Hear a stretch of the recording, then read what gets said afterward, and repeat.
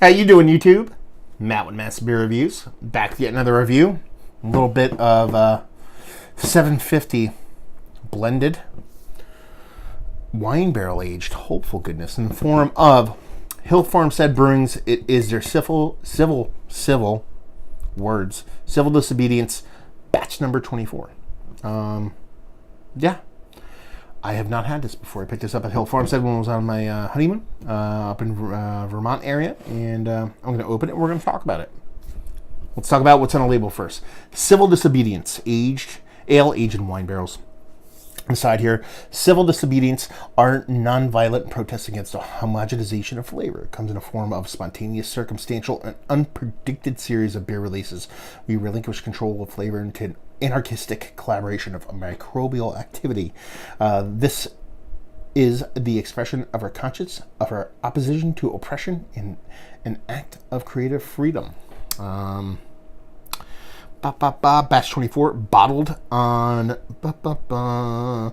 February 27, 2017, so it's a bit over a year old, being that it is July of 2018, and that be that. Yeah. Classic Hill Farmstead labeling, especially for their civil disobedience line. It's just basically that black on white, done and done.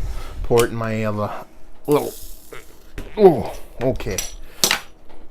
They throw these little things, these little kind of plastic keepers in their caps. It's one of the only breweries I know that does those.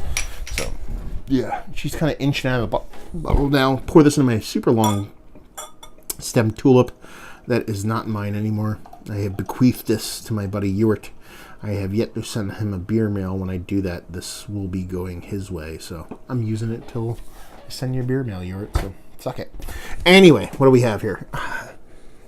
I mean, they don't really tell you what's going on, other than that it's spontaneously fermented and it's in wine barrels. You expect acidity, you expect a little tartness, maybe sourness, maybe big sourness. We don't know. From a distance, we have about just over a pinky finger of deep beveling, kind of just off whiteness, creaminess, kind of, sort of, somewhere in between, uniform bubbles. And as far as what she looks like, she just looks like watered down iced tea. To be perfectly honest with you, from a distance. Soft maltiness, soft carbonation, nothing too crazy. Okay, see if we can get a nose on her. Apples. I get apples. How about them apples? So I'm getting a soft green kind of apple. That is actually wine. White wine grapes. They smell very similar to me. So when I immediately go to apples, I know, okay, we're probably dealing with something a bit more vinous.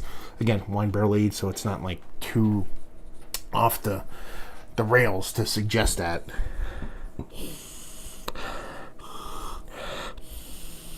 Yeah, just a big white vinous note, a little bit of soft oakiness, not even too much vanilla or anything like that. A little bit of sweetness from the malt. Done and done. I'm really not getting much outside of that. Is it a sour beer? I don't know yet. I think it is. I think it's kind of gotten past that funky, wild thing and is burgeoning into a bit more of something a bit more acidic.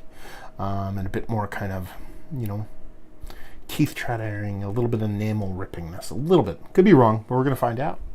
Cheers.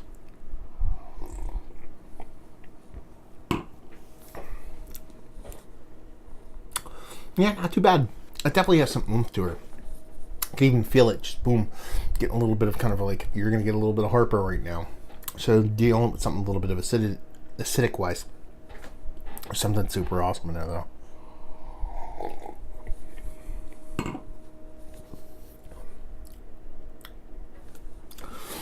It hits at the back of your throat with this awesome raspberry grainy leafy thing.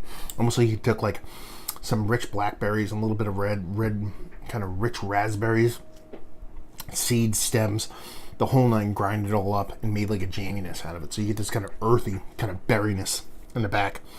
On the front, you're getting that white wine grape that's kind of eking into a little bit more, not red wine, but kind of a little bit more, getting your kind of whatever that would be, rosé kind of area, not necessarily that sweet, whatever.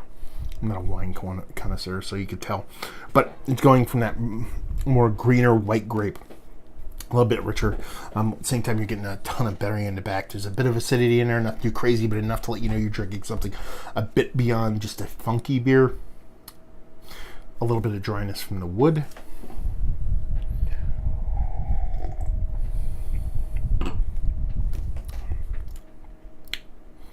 It's delicious. A little bit heartburn inducing, but delicious nonetheless. So yeah, super tasty stuff.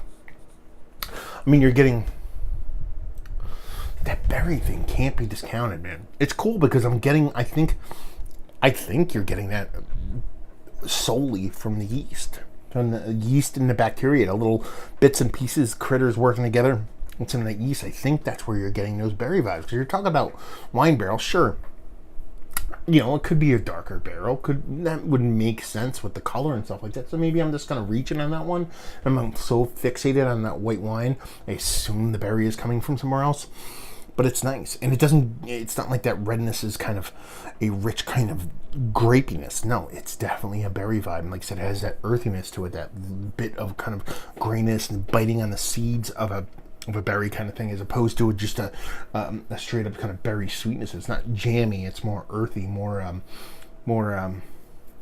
real. And the sweetness is big enough and playful enough to kind of bounce off all that kind of acidity that's there, that is still yet to give me a bit of heartburn, so it's not too bad. It's just fun. It's tasty. I think it's a contemplative beer. It's a drinker beer. That's a lot of Hill Farmstead beers, but to me, you know, you think about this beer and what you would do with it. Would you bring it to a party? Sure. You bring it here, you bring it there, sure, whatever. I think this might be like drink it by yourself outside on a nice night and just waste away an evening kind of beer. That's kind of where this one sits for me. Tasty. I dig it. I like it. Is it my favorite Hill Farmstead beer? Oh, no. I've had better ones. But, I mean,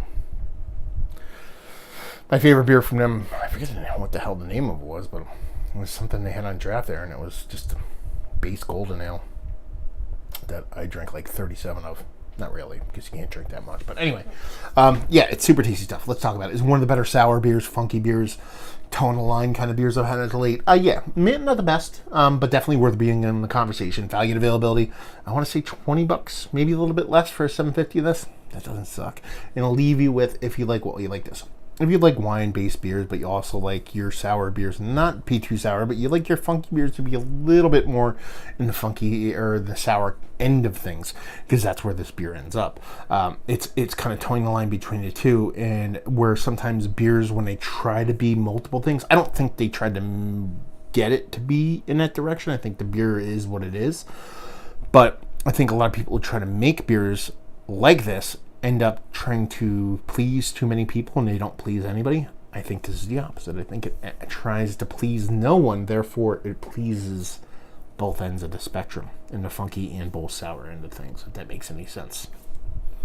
So if you like those things, you'll like this. There you go. Another review in the books down there if you want to talk about it. Massive Beers, if you want to check me out doing the social media stuff. Beer Massif, Massif. Check that out. The .coms, Googs, the whole nine. See me doing the whole podcasting thing, brewer interviews, the whole nine. And hopefully you guys enjoyed the review. Hopefully enjoying a nice little wine barrel aged, spontaneously fermented burpable beer. There you go. And hope to see you next time. Cheers.